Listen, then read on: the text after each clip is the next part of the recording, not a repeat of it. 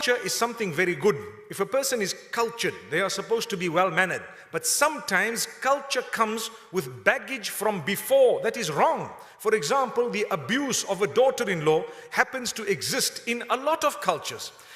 A lot of cultures think that when a son gets married, that's a maid that has come into the house and she must take charge and do absolutely everything, and then we can sit back, relax and dish out instructions no matter who we are.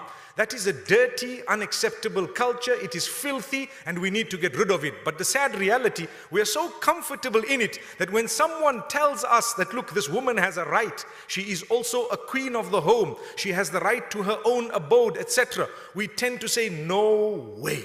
We're not going to take that. This is nonsense. If you leave the house, we're excommunicating you. This is what people say because they're in a comfort zone.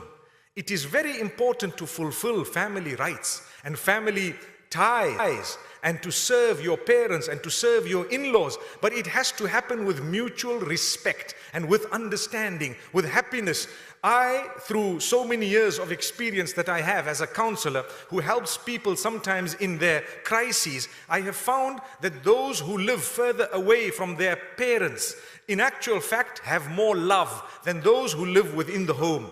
And this has happened in most cases. So if you were to help your children to actually live in an apartment across the road or somewhere in the suburb, in another part of the suburb or in another part of the city or somewhere else, perhaps the love that you will have may be much more than if you were to be in the same home throughout, dishing instructions to one another and perhaps trampling on the toes of one another because you are independent people who think independently, and you're trying after so many years to force this person to come into your rule when that really does not happen.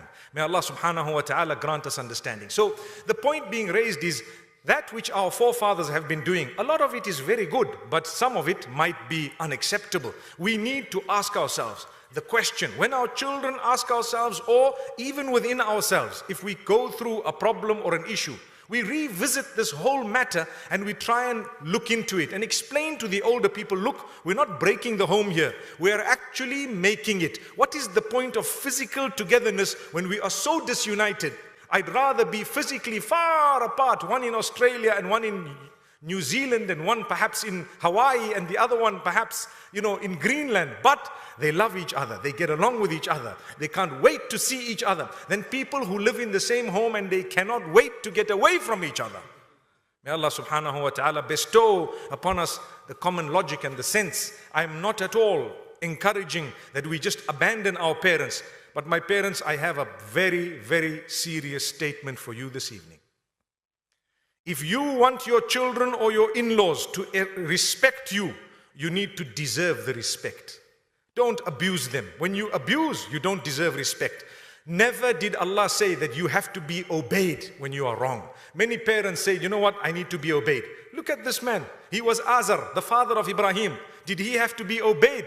Not when he was wrong. No way. When he was wrong, you don't obey. There is no obedience for anyone when they are wrong. Whether it's your father or mother, no way. They cannot justify their misbehavior, their bad words, the swear words that come out of the mouths of some of the older people, the mothers and the fathers. A'udhu billah, you would never believe. And they expect the son to calm his wife down, to say, listen, I'm your father, I'm your mother. Her, you can divorce. Me, you'll never be able to replace. Stop blackmailing your son. No way. You were wrong.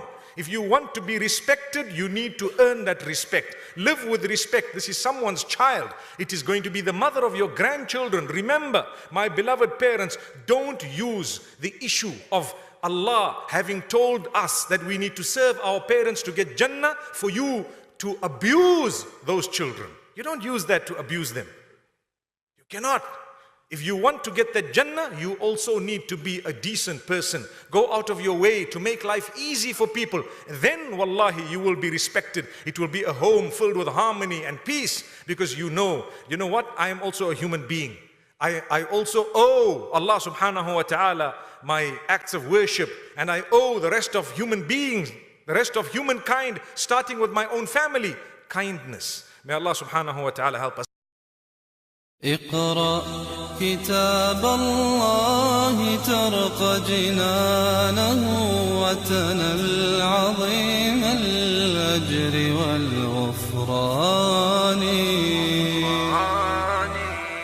رتله روي القلب من نفحاته كالماء يروي لهفة العطشان